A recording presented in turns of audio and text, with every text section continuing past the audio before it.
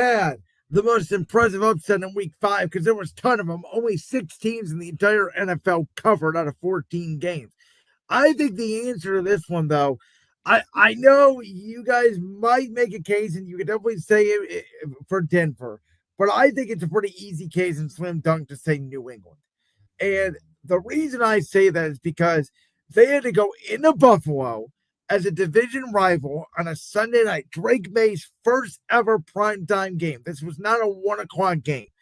And they went in there, and Buffalo was rolling, and it was a whiteout. It looked like Josh's team, Penn State, who we're going to get to a little bit later in the show. Thanks to you, James Franklin. And so for that, for them to go in there, for them to force a couple fumbles, and after the Ramondre Stevenson fumble, and for Stephon Diggs to pop up out of nowhere and go from a guy that looked washed to a guy that has become almost the number 1 receiver in New England overnight, for Chris Collinsworth to be chuckling over Drake May, the way he was able to stiff arm that defender and throw the ball to Stephon Diggs. I'm so mad that I have to hear Chris Collinsworth talk about Patrick Mahomes. to basically end that game. I was not that I didn't think New England could cover, but win flat out, I was so impressed. That was a potential culture-changing win for New England. Well, I predicted before the start of the season the Patriots would get into the playoffs. And you know, we all thought, well, the Patriots could make some noise. I know you did not have them in the playoffs because I had them just missing. Yes. But you and I both felt like the Patriots could make some noise. Like I said, I had them making the playoffs. But now they're in a position to where if Buffalo stumbles again this week against Atlanta, or a couple other times, New England's right there to possibly steal the division. I didn't think that's how big that game was. Think about this. If Buffalo wins the game, they go to 5-0. New England drops to 2-3. The division's basically over. Now all of a sudden you're talking Buffalo 4-1, New England 3-2. Oh, and the Patriots have probably the easiest schedule remaining in the NFL. And Buffalo's got to go to Atlanta, who's coming off their bye. And Michael Penix does play well in the dome at home. Oh, and by the way, Buffalo's Achilles heel is they cannot stop the run, which is the Falcons' strength. Yeah, and it'll be interesting to see how they do against another lefty quarterback. Because remember, they already faced Tua, and they now have to face Penix. I do think, though, while we're talking upsets, I'm going to make this statement. I think last week was such a crazy week. This week it's going to be a complete reversal. I think this week you're going to see teams bounce back. I think you're going to see Buffalo bounce back. I think you're going to see Philly bounce back. I even think if Lamar had a chance to play for Baltimore, I think there would be a chance Baltimore bounces back. I think this is the bounce back week where teams that we think are good that are lost last week, they're not going to lose 2 in a row. I would agree. But for me, the most impressive, even though they were 3-1 coming into this game, given how Kansas City played the week prior against Baltimore, I know Baltimore's now decimated, but still, it felt like Kansas City had found their groove in that game against the Ravens. And we were like, okay, Jacksonville, you're 3-1, but now you're going up against the 3-time Super Bowl champions, the 3-time Super Bowl MVP. You're on Monday Night Football. We know what happened the last time you played on Monday Night Football at home. You lost to Jake Browning. And so we were like, Jacksonville, are you for real? So for them to win that game after trailing 14-0, because of those factors, I got to say it's the Jaguars. And the way they did it, right? The pick six, the 21-14 lead. Trevor Lawrence getting stepped out by the right guard. Chris Jones basically staring at him. I don't know if he thought he was down or what happened. Trevor just gets up and he has the right of way. And this is, by the way, is the great thing about the NFL rule, because if this is a college game, he's down. That's it. Yeah. In the NFL, he's untouched. You can get up and you can run to the end zone. And once that happened, tell me if you agree with me or this or not, because I thought it was a great win for Jacksonville. But when that happened, my biggest takeaway was, oh, yeah, this is not Kansas City's year. Because there's no way that a Chiefs team that is primed to go to a Super Bowl lets that happen. Yeah. But it's crazy. Like every primetime game delivered. You know, you had everything with the 49ers and Rams where the 49ers kicked the field goal to take the lead in overtime, and the Rams tried to use the same play. That one too. It feels like forever ago because it was a week ago. So can we talk about that game specifically for 2 seconds? Yes. I want to bring up this aspect. The Rams used like the same play, that halfback dive, like, I don't know, 5 or 6 times throughout that game. They didn't change it up. I don't get it. Like, Sean McVay is supposed to be like this offensive genius, and yet you're running the same formation, the same play 5 or 6 times. You don't think Robert Saleh and the 49ers defense are going to adjust to that? What are we doing? You know what I think? Kick the field goal. A tie is better than a loss. I cannot believe the media that's defending him saying, oh, well, it's better to lose the game than tie. No, it's not. Especially when it comes to percentages, when it comes to playoffs and all that in a very tight division. You want to at least make sure in that situation you do not lose the game. I understand San Francisco would have had a chance to drive down and kick a game-winning field goal. I get that.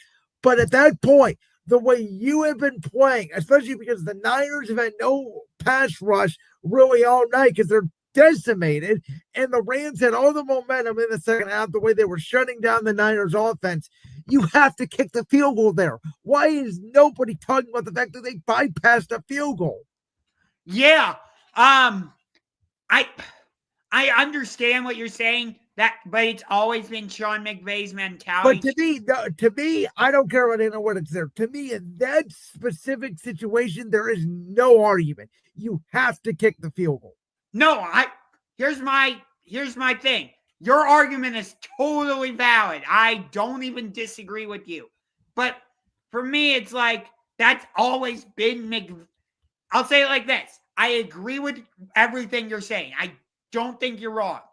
But that it's always been McVay's mentality to be aggressive like that and isn't he punted in the Super Bowl? Remember against New England when he had a chance? He's punted in very conservative situations in his career. Okay, so let me rephrase.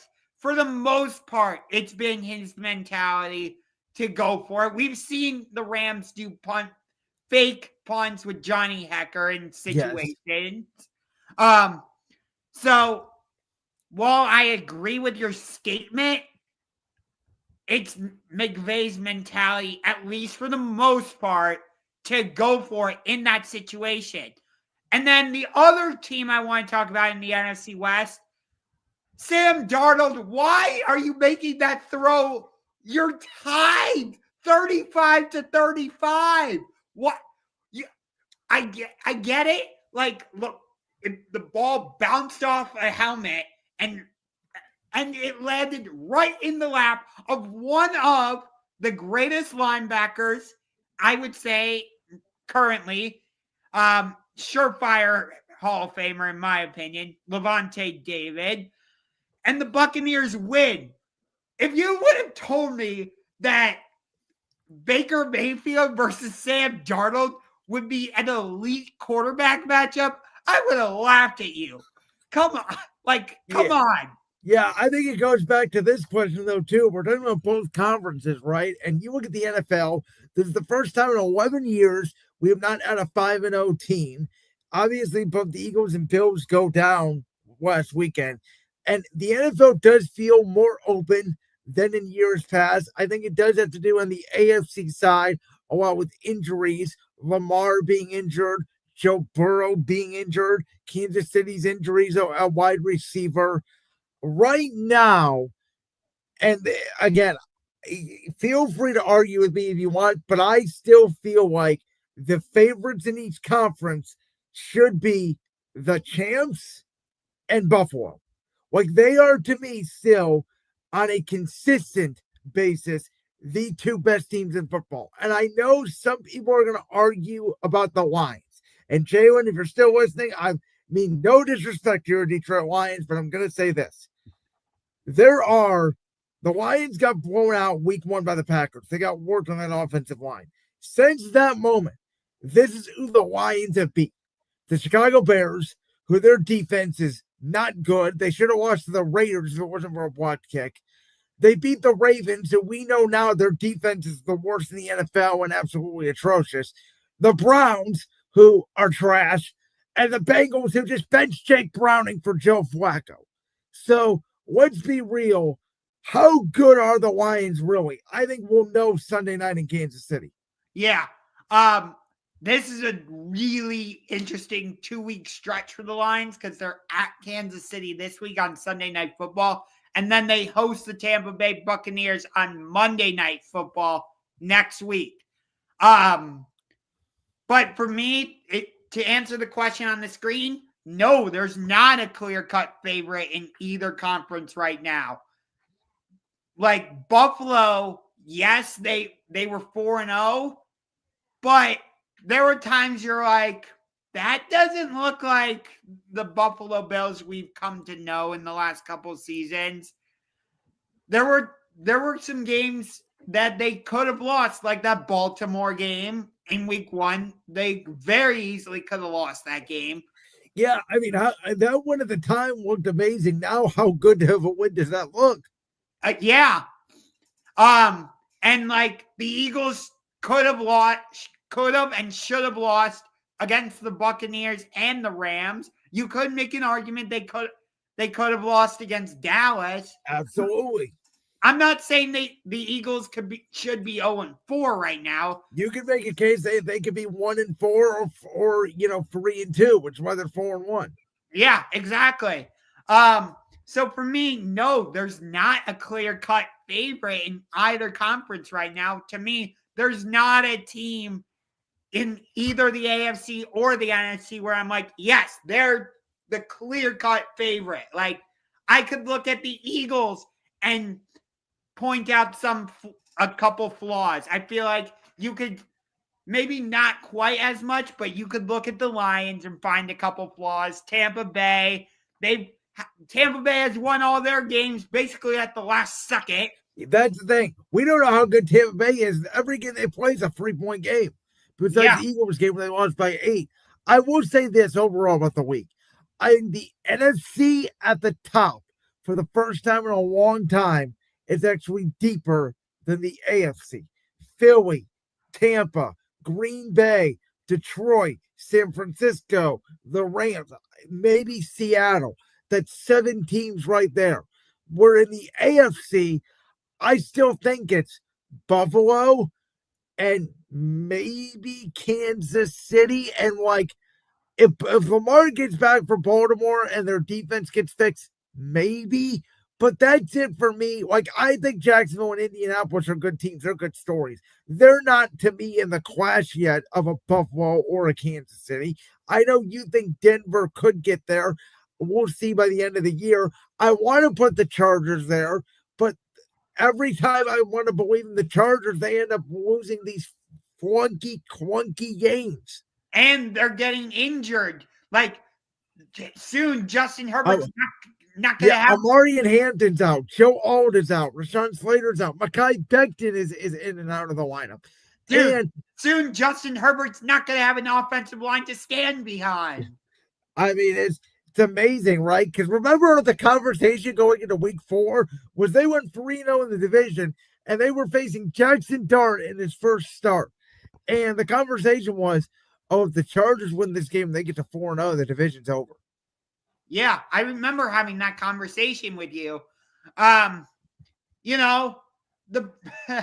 Like with Jacksonville, for example, they really should be undefeated right now because they won that weird game to Cincinnati when Browning came in. He threw 3 interceptions, and William Cohen went for it on 4th down.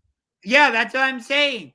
And the Colts would be undefeated if A.D. Mitchell just holds on to the freaking ball. Yeah, and DeMarcado did it for Arizona, and somebody else did it this weekend too. Somebody for the Jets did it, right? Somebody else did it. I don't remember, but I don't. That Titans-Cardinals game was wacko. Unbelievable. And again, I don't want to be this guy, but DeMarcado should have been cut Monday morning. Yeah. I cannot understand for the life of me. You are and I'm sorry, I don't mean to yell. I'm really trying to stay calm, but I'm not yelling at you. I'm yelling at my computer screen, basically. Dude, I'm surprised you're not wearing all Eagles colors right now since they play in about, what is it, like an hour? About 2 hours. This is driving me nuts about the NFL. Football is hard, right? You got 53 guys. It's very hard for a guy like DeMarcado to even make the roster. When you have a chance to score a touchdown in the game, get in the end zone and drug the football down when you're clearly in the end zone. Why do they feel the need to have to throw it out of the back of the end zone before they even score?